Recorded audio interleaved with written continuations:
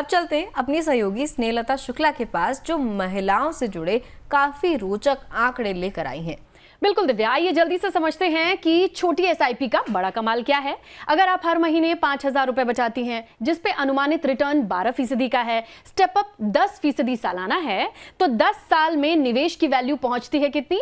16,34,000 रुपए। वहीं 15 साल के भीतर आप 41,37,000 रुपए रिटर्न पाएंगी। इसके अलावा 20 साल के भीतर आपको 93,15,000 रुपए रिटर्न के तौर पे मिलेंगे।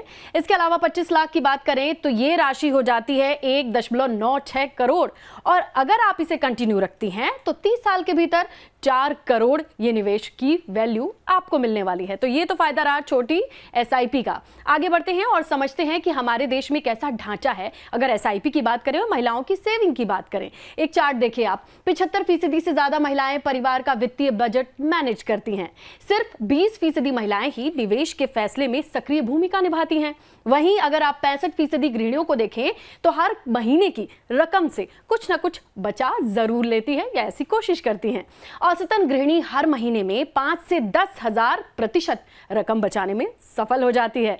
इसके बाद अगर आप आगे बढ़े तो आपके समझ में आएगा कि भारत की कुल बैंक खाते में महिलाओं की 39.9% खाते मौजूद हैं।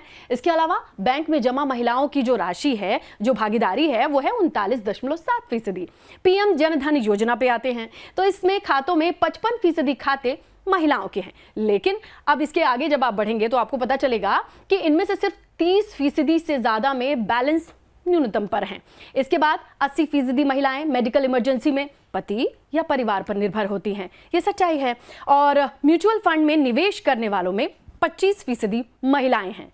चलिए ठीक है, बहुत बहुत धन्यवाद स्नेहलता जी, आपने बहुत बेहतरीन तरीके से समझाया कि किस तरीके से जो है सिप से एक बड़ी रकम जुटाई जा सकती है, महिलाएं किस तरीके से इसको भी अपना सकती हैं, निवेश के तरीके से, बचत के तरीके से। अब मैम के पास चलते हैं, उनसे और बेहतर तरीके से उनकी राय लेते हैं। मैम, हमारी दादी नानी जो है परिवार में आड़े वक्त के लिए कुछ रकम जोड़ कर रखती थी।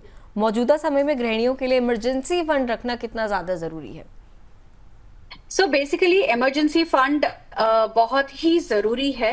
एंड बहुत बार ऐसे होता है ना, हम एस्टिमेट नहीं करते। अपने हस्बैंड जरूरी नहीं है कि हर बार इमरजेंसी फंड को मेंटेन करते होंगे। और हमेशा मैंने देखा है कि अपने घर में भी जब मैं छोटी थी तब मैंने देखा सडनली मेरे पास कुछ नहीं होता था, या पापा कहते थे इस बार ये एक एडिशनल खर्चा आ गया, तब मम्मी कहती थी you don't need to worry because ये पैसे तो ऑलरेडी है कहीं पे और कहीं से वो पैसे निकल आते थे। सो इमरजेंसी फंड तो बहुत जरूरी है। और आपके जो घर का खर्च है, मिनिमम 3 महीने से 6 महीने तक का घर खर्च, मतलब इसे हम कहते हैं नॉन निगोशिएबल एक्सपेंस। कुछ भी हो जाए, कोविड हो जाए, बीमारी आ जाए, कुछ भी हो जाए, आपको ये पैसे लगने ही लगने। तो कम से कम 6 महीने का आपका घर का खर्च जो है वो इमरजेंसी फंड में होना ही चाहिए। एंड आइडियली आप इसे एक normal fix deposit, recurring deposit या एक लिक्विड म्यूचुअल फंड में रख सकते हैं। पर ये कैश में नहीं होना चाहिए, बिकॉज अगर कैश में होगा, ये पैसा आपके घर में होगा, तो वो पैसा बढ़ेगा नहीं। इमरजेंसी फंड वैसा ही रह गया 2 साल तक, तो वो फंड बढ़ेगा नहीं, जबकि आपके खर्चे ऑलरेडी बढ़ चुके होंगे 2 साल में। और ये आपके साइट से दूर होना चाहिए, मतलब ये आपके सेविंग बैंक में पैसा नहीं होना चाहिए। कहते हैं out of site is out of mind. तो उसे आप एफडी में या आरडी में या एक लिक्विड फंड में रख दीजिए, एंड जब भी कोई इमरजेंसी आती है विद इन 24 आवर्स आपको वो पैसा मिल जाता है। ठीक है मैम। लेकिन एफडी में तो लॉक इन नहीं हो जाएगा पैसा? नहीं, एफडी में लॉक इन नहीं होता है। अगर मान के चलिए कि आपने 3 महीने की, 6 महीने की भी एफडी करी है, अगर आप उसे सडनली विड्रॉ करते हैं तो आपको जो पेनल्टी लगती है वो इंटरेस्ट की पेनल्टी लगती है। मतलब मान के चलिए कि 6 महीने की एफडी आपको 4% रिटर्न देने वाली थी और आपने वो एफडी निकाल दी 3 महीने में, 1 महीना कम में, तो 3 महीने का जो इंटरेस्ट रेट होता है वो आपको मिलेगा और 20-25 पैसे से आपके वो इंटरेस्ट रेट थोड़ा सा कम हो जाएगा।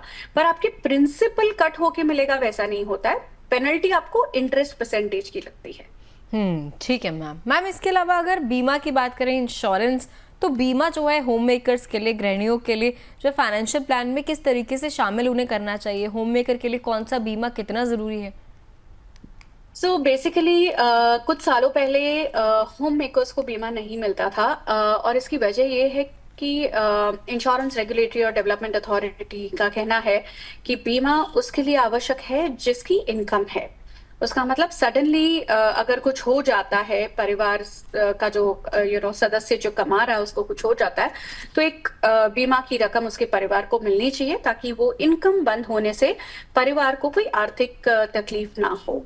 तो उसकी वजह से अगर इनकम नहीं है तो बीमा नहीं मिलता था, बट आज से कुछ सालों पहले उस रूल को चेंज किया गया है। अभी काफी कंपनीज जो है वो होम मेकर को इवन विदाउट इनकम 25 लाख तक का बीमा देती है। एक सिंपल टर्म प्लान 25 लाख तक का आप ले सकते हैं।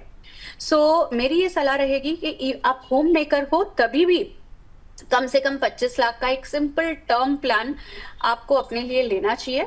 यदि आपको कुछ हो गया तो आपके जो बच्चे हैं उनको वो पैसा मिलेगा, आपके हस्बैंड है, आपके जो भी नॉमिनी है उनको वो पैसा मिलेगा, और कहीं ना कहीं वो आपके परिवार को काफी काम आ सकता है।